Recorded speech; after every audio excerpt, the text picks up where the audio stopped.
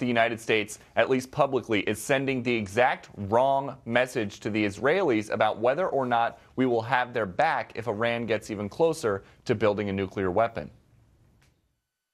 We keep telling the Israelis not to attack. Shouldn't we be telling the Iranians that we are together and that there are boundaries that they can't cross? Instead, we're in a continuous public dispute with our closest ally in the region.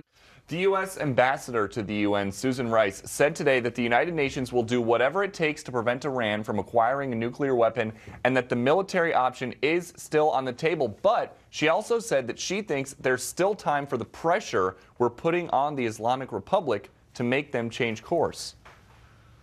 The most solemn decision that a president can ever take is the decision to go to war. And President Obama's view is we will do what it takes.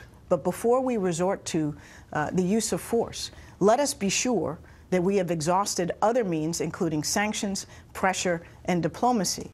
And after a week of talking about red lines, Israel's prime minister reiterated that in his view, it might be dangerous to wait around until Iran already has a working nuclear weapon.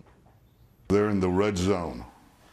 You know, they're in the last 20 yards, and you can't let them cross that goal line. You can't let them score a touchdown because that would have unbelievable consequences, grievous consequences for the peace and security of us all, of the world, really.